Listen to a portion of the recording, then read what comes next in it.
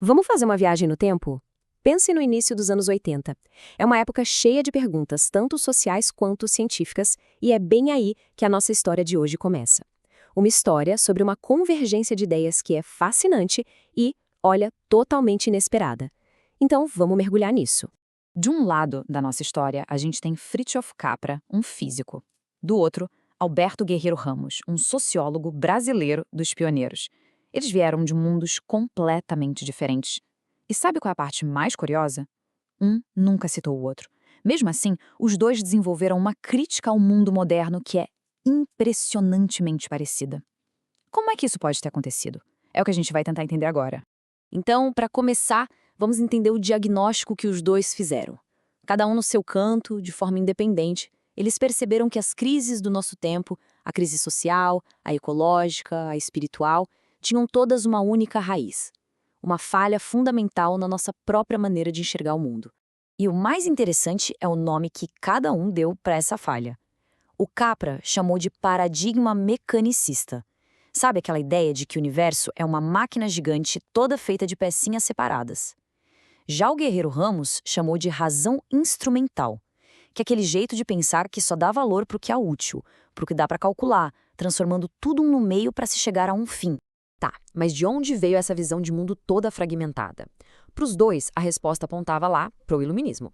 Mas calma, a ideia não é descartar todo o legado do iluminismo, não. A crítica é uma consequência bem específica, a supervalorização de um tipo de razão muito estreita, muito calculista, que virou a base da nossa sociedade industrial. No fundo, mecanicismo e razão instrumental são duas faces da mesma moeda. E essa citação ilustra perfeitamente a consequência prática disso tudo. Quando a gente vê o mundo como uma máquina e só pensa em termos de utilidade, a natureza vira o quê? Vira só um objeto, uma coisa que a gente pode isolar, calcular e, claro, explorar. Essa visão de mundo não é só uma ideia abstrata, ela tem consequências muito, muito reais para o nosso planeta. Mas o legal é que eles não ficaram só na crítica. Os dois propuseram uma solução, uma maneira radicalmente nova de ver a realidade, baseada não na separação, mas na conexão.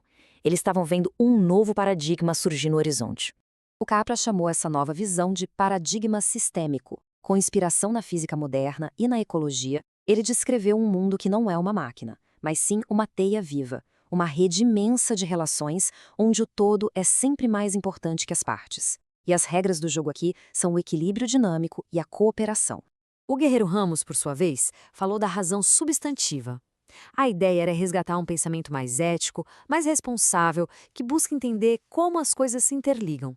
É o oposto da razão instrumental, porque ela não está preocupada só com o sucesso ou com a utilidade. A busca aqui é por um equilíbrio saudável entre a lógica e a intuição.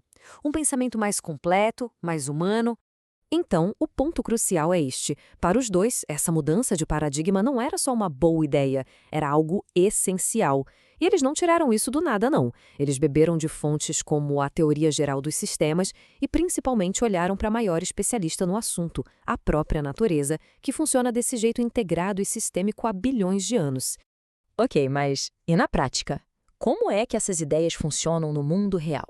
Bom, vamos ver agora como esse novo paradigma pode redefinir duas das forças mais poderosas do nosso tempo: a economia e a tecnologia.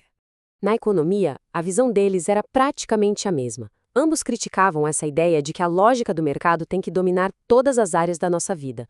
Eles defendiam uma economia dual, onde o mercado existe, claro, mas convive com sistemas de apoio mútuo, comunitários.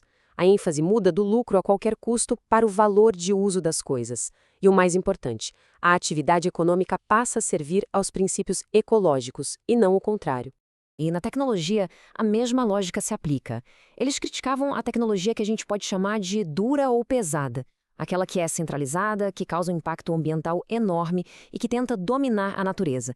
No lugar dela, eles defendiam tecnologias leves ou suaves. Pensa em energia solar, eólica, são tecnologias descentralizadas, de baixo impacto, que trabalham em harmonia com a natureza. Isso acaba promovendo uma sociedade mais democrática e muito mais resiliente. E assim a gente chega à parte final da nossa análise. 40 anos depois, qual é o legado dessas ideias? Será que elas ainda fazem sentido? A resposta é um gigantesco sim. Olha só essa tabela. Ela resume tudo de um jeito brilhante. É impressionante a simetria, né?